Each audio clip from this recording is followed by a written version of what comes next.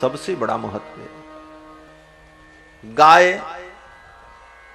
की विशेषता क्या? बोले गाय तो चलता फिरता 33 करोड़ देवताओं का मंदिर है महाराज। 33 करोड़ देवता का आप मंदिर नहीं बना सकते और न 33 करोड़ देवताओं का आप एक साथ पूजन कर सकते हैं।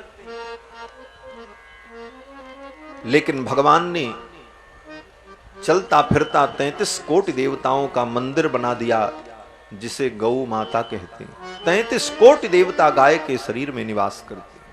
गाय की पूजा कर ली, गाय की परिक्रमा कर ली, गाय की सेवा कर ली तो 33 कोटि देवताओं के पूजा का फल है। 7 दिन भागवत कथा सुनने का जो फल है वो फल गौ सेवा का है। भागवत में लिखा है, पढ़ लेना। सारी बातों को बताने का समय नहीं है, लेकिन गौ सेवा का इतना फल है कि आप 1 घंटे गौ की सेवा करते हो तो 7 दिन विधि पूर्वक भागवत सुनने का जो फल है वो फल 1 घंटा गौ की सेवा करने से प्राप्त हो जाएगा। क्योंकि गाय धर्म का मूल है और गाय के दूध की विशेषता की गाय के दूध के सेवन से बुद्धि निर्मल हो जाती है, पाप नष्ट हो जाता है।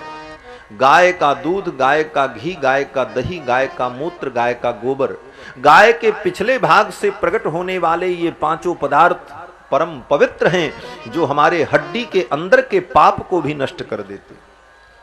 इसको पंचगव्य कहते हैं। और पंचगव्य पीते समय मंत्र पढ़ा जाता है कि यत्त्वगस्थिगतं पापम देहे तिष्ठति मामके। क्या अर्थ हुआ?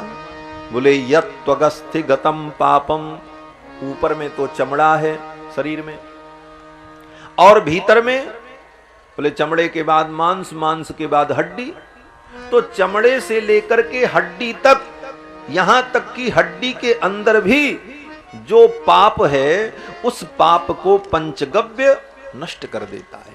यत्त्वगस्थिगतं पापम देहे तिष्ठति मामके प्रासनात् पंचगव्यस्य दहत्यग्निरिवेन्धनम। जैसे अग्नि ईंधन को जला देती है, उसी प्रकार गाय का पंचगव्य हमारे हड्डी के अंदर के पाप को भी नष्ट कर देता है। और 5 गव्य नहीं तो कम से कम 1 गव्य गाय का दूध ही प्रतिदिन हम सेवन करते हैं तो गाय के दूध पीने का 2 फल है। एक फल तो यह है कि शरीर स्वस्थ रहेगा और दूसरा फल आपका पाप नष्ट होगा। भैंस का दूध पीने से तो केवल ताकत मिलेगी, लेकिन गाय के दूध से 2 लाभ है। एक लाभ ये कि ताकत तो मिलेगी ही, ऊर्जा मिलेगी, साथ साथ पाप भी नष्ट होगा, क्योंकि गाय का दूध पंचगव्य में से एक है, इसलिए पाप को भी नष्ट करेगा। और पाप के नष्ट होने पर ही बुद्धि निर्मल होगी, तब शास्त्र को और सिद्धांत को समझने की क्षमता उत्पन्न होगी। इसीलिए ऋषि मुनि महात्मा लोग गाय पालते थे, भैंस नहीं पालते थे, कुत्ता नहीं पालते थे। आजकल लोग दूध के लिए भैंस पालेंगे और शौक के लिए कुत्ता पालेंगे। किसी के दरवाजे पे चले जाओ तो दरवाजे पे लिखा रहता कुत्ते से सावधान, लगता है इस घर में सब कुत्ते ही रहते हैं। दरवाजे पे लिखा रहेगा कुत्ते से सावधान। पहले जमाने में दरवाजे पर लिखा रहता था सुस्वागतम, स्वागत है। और अब बोले वो डाबरमैन कुत्ता, बड़ा सा बाघ जैसा पाल करके रखा है, जो आवे उसको काट खाए। महाराज, ये कुत्ता पालना हमारी संस्कृति नहीं है। ये तो अंग्रेज भारत में आए तो कुत्ता के शौकीन थे, क्योंकि वो भी सब वैसे ही थे, उसी जाति के ही थे। अपने ही समान गुण धर्म वालों से ही तो व्यक्ति की प्रीति होती है। प्रीति कहां होती है? बोले समान शील व्यसनेषु मैत्री। शास्त्र का सिद्धांत है कि समान गुण धर्म में ही प्रीति होती है। आपके समान जिसका गुण धर्म होगा, आपका विचार मिलेगा, आपका व्यवहार मिलेगा, आपका आचार मिलेगा, आपका मन मिलेगा, तभी आपसे उसकी दोस्ती होगी। समान शील व्यसनेषु मैत्री, समान शील व्यसन में ही मैत्री होती है। तो जिसकी कुत्ता से मित्रता है, समझ लो उसकी समानशीलता है। उसी गुण धर्म वाला वो है, तभी कुत्ते से दोस्ती करके बैठा। इसलिए बंधुओं, ये कुत्ता पालना हमारी संस्कृति नहीं है। और घर में कुत्ता पाले, मरते समय कहीं कुत्ता दिख गया तो मरने के बाद कुत्ता ही बनना पड़ेगा। ये मैं हंसने के लिए नहीं कह रहा हूं, शास्त्र सम्मत सिद्धांत कह रहा हूं। आप समझना, गीता में भगवान श्री कृष्ण कहते हैं कि मरते समय जो प्राणी जिस व्यक्ति का, जिस जीव का स्मरण करता है, अगले जन्म में उसी योनि को प्राप्त कर लेता है। भगवान श्री कृष्ण कहते हैं, अर्जुन यम यम वापि स्मरन् भावम त्यजन्त्यन्ते कलेवरम तम तमेवैति कौन्तेय सदा तद्भाव भावितः। हे अर्जुन, जो व्यक्ति मरते समय जिस भाव का स्मरण करता है, जिस जीव का स्मरण करता है, जिस रूप का स्मरण करता है, अगले जन्म में वो उसी रूप को प्राप्त हो जाता है। आप बहुत बड़े पुण्यात्मा हैं, लेकिन मरते समय अगर कुत्ते का स्मरण हो गया, आंख के सामने कुत्ता दिख गया और कुत्ते को देखते हुए प्राण निकला, तो मरने के बाद कुत्ता बनना पड़ेगा। दुनिया की कोई ताकत नहीं रोक सकती आपको। सब पुण्य धरा रह जाएगा और अगले जन्म में पशु बनना पड़ेगा। भागवत की कथा प्रमाण है। जड़ भरत जी का चरित्र आप पढ़ें।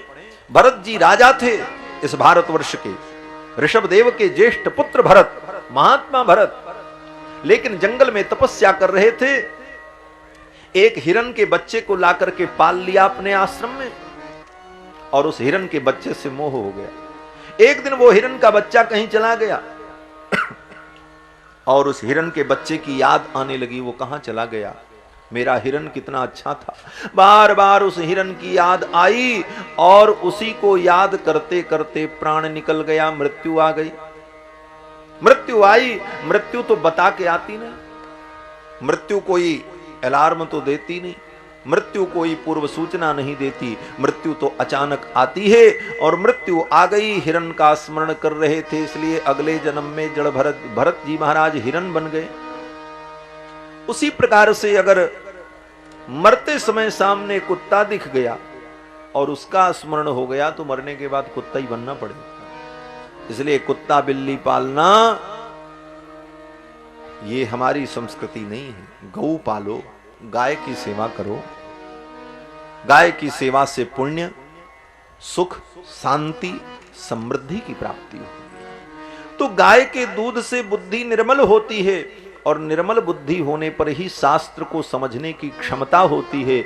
इसीलिए ऋषि मुनि महात्मा लोग गाय पालते थे और आश्रम में गाय की सेवा करते, गाय के दूध को पीकर पाप से मुक्त होते और निर्मल बुद्धि के द्वारा शास्त्र का चिंतन करके समाज का कल्याण करते, धर्म की स्थापना करते, धर्म का उपदेश देते। तो धर्म के रक्षक कौन हैं? बोले धर्म का रक्षक ब्राह्मण, और ब्राह्मण की बुद्धि की रक्षा करने वाला कौन? बोले गाय। गाय रहेगी तो ब्राह्मण की बुद्धि शुद्ध रहेगी, और ब्राह्मण की बुद्धि शुद्ध रहेगी तो धर्म की रक्षा होगी, और धर्म की रक्षा होगी तो समाज की रक्षा होगी। तो धर्म की स्थापना का मूल क्या है? बोले गाय और ब्राह्मण। रावण ने कहा इन दोनों को खत्म करो।